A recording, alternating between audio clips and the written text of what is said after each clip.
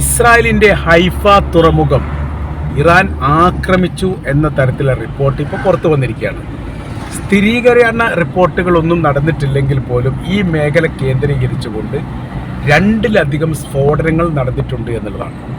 അപ്പോൾ അങ്ങനെ നടക്കില്ല എന്ന് പറയാൻ വേണ്ടി സാധിക്കില്ല. കാര്യം ഞങ്ങളുടെ ഹിറ്റ് ലിസ്റ്റിൽ ഇസ്രായേൽ ഉണ്ട് എന്നുള്ളതും അവർ ഭൂപടത്തിൽ നിന്ന് നീക്കം ചെയ്യാൻ തങ്ങളെ നിയമിച്ച തരത്തിലാണ് തങ്ങൾ ഇടപെടുന്നത് എന്ന് ഇറാൻ പല ഘട്ടങ്ങളിലും പറഞ്ഞതാണ്.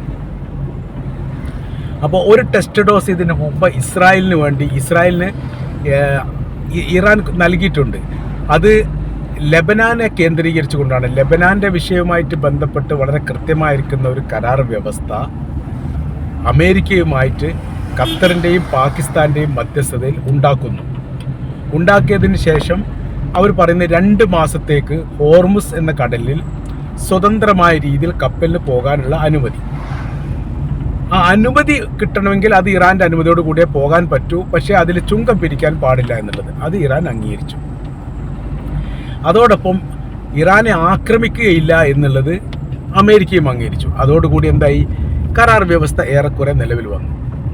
എന്നാൽ ആ നിലവിൽ വന്നിട്ട് വല്ലാതൊന്നും വൈകുന്നതിന് മുമ്പ് ഈ മാസം 8-ാം തീയതി അമേരിക്ക ഈ കരാർ വ്യവസ്ഥ ലംഘിച്ചുകൊണ്ട് പുതിയൊരു കുരുട്ട് പ്രയോഗം നടത്തി.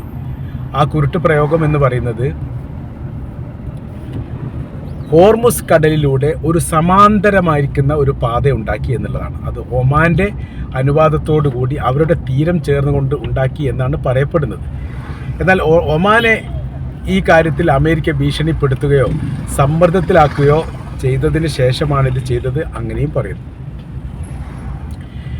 ഏതായിരുന്നാലും അത് 8-ാം തീയതിയാണ്. 8-ാം തീയതി പ്രത്യേകത എന്ന് പറഞ്ഞാൽ 9-ാം തീയതിയാണ് ഇറാൻ്റെ ആത്മീയ നേതാവ് ആയത്തുള്ള അലി ഖംനായിയെ ഇറാനിൽ അടക്കം ചെയ്യേണ്ടത്. 8-ാം തീയതി ഇറാഖിലെ വിശുദ്ധ നഗരത്ത് കർബല നഗരത്തിലാണ് ഖംനായിയുടെ മൃതദേഹം ഉള്ളത്, അല്ലെങ്കിൽ അവരുടെ മയ്യത്തുള്ളത്. അപ്പോൾ ഈ ഒരു സാഹചര്യം മുതലെടുത്തുകൊണ്ട് അമേരിക്ക എന്ത് ചെയ്തു, കപ്പലിനെ കടത്തിവിട്ടു. അത് ഖത്തറിൻ്റെയും സൗദി അറേബ്യയുടെയും എണ്ണക്കപ്പലാണ് കടന്നുപോയത്. വിവരമറിഞ്ഞ IRGC 2 കപ്പലെയും ആക്രമിച്ചു എന്ന് മാത്രമല്ല, സൗദി അറേബ്യൻ കപ്പൽ ആക്രമണത്തെ തകർന്ന് കടലിൽ വീണു എന്നും പറയുന്നു. എന്നാൽ 2 അല്ല 3 കപ്പലുണ്ട്. ഒരു കപ്പൽ ഏത് രാജ്യത്തിൻ്റേത് എന്ന് അവർ ഇപ്പോഴും കൃത്യമാക്കിയിട്ടില്ല, അല്ലെങ്കിൽ വെളിവാക്കിയിട്ടില്ല. അപ്പോൾ ആ കപ്പലിനെ കുറിച്ചുള്ള വിവരങ്ങൾ പിന്നീട് ഉണ്ടായിട്ടില്ല എന്നും പറയുന്നു.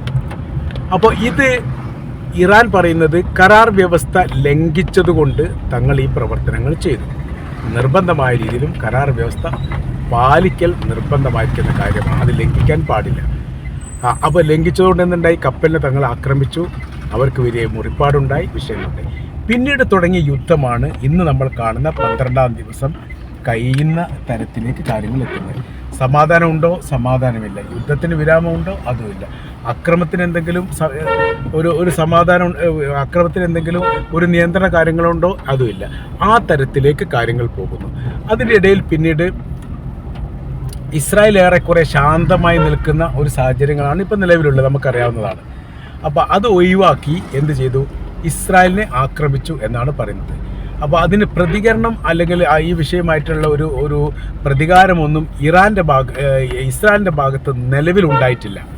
അതിന് അവർ പറയുന്ന കാര്യം ഒരു സ്ഥിരീകരണ വിവരങ്ങളൊക്കെ വന്നതിന് ശേഷം ആവാമെന്നുള്ളതാണ്. ചില യൂറോപ്യൻ പത്രങ്ങൾ മീഡിയകളിൽ കാണാൻ വേണ്ടി സാധിക്കും, വൻ നാശനഷ്ടങ്ങൾ ഉണ്ടായിട്ടുണ്ട്, പ്രകമ്പനം കൊള്ളുന്ന തരത്തിലാണ് ആക്രമണങ്ങൾ ഉണ്ടായത്.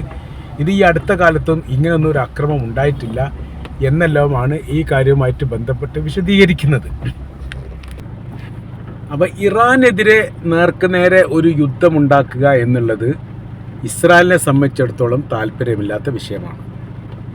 അതുകൊണ്ട് തന്നെ പ്രകോപിപ്പിക്കുന്ന തരത്തിലാണ് ഇറാൻ്റെ പ്രതികരണം എന്നും കാണാൻ വേണ്ടി സാധിക്കുന്നു.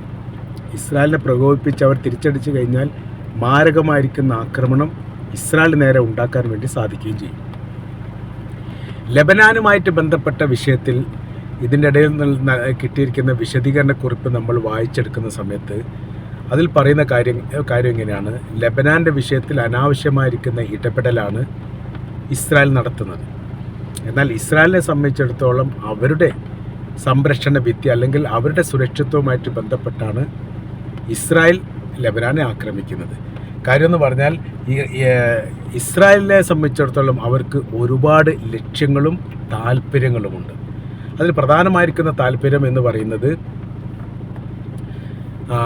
ഈ മേഖലയിൽ വലിയ നിയന്ത്രണം ഉണ്ടാക്കുക എന്നുള്ളതാണ്. ഒരു സാമ്രാജ്യ സംവിധാനം പോലെ വിപുലമായിരിക്കുന്ന അറേബ്യൻ രാജ്യങ്ങളെ ഉൾക്കൊള്ളിച്ചുകൊണ്ട് അല്ലെങ്കിൽ അവരെ പിടിച്ചെടുത്ത് നമ്മുടെ രാജ്യത്തോടു കൂടി കൂട്ടിച്ചേർത്തിട്ടുള്ള ഒരു സംവിധാനം ഇത് ഉണ്ടാക്കണം എന്നുള്ളത് ഇസ്രായേലിന് നിർബന്ധമാണ്. അതിന് എതിര് നിൽക്കുന്ന ഒരേ ഒരു രാജ്യം ലെബനാനാണ്.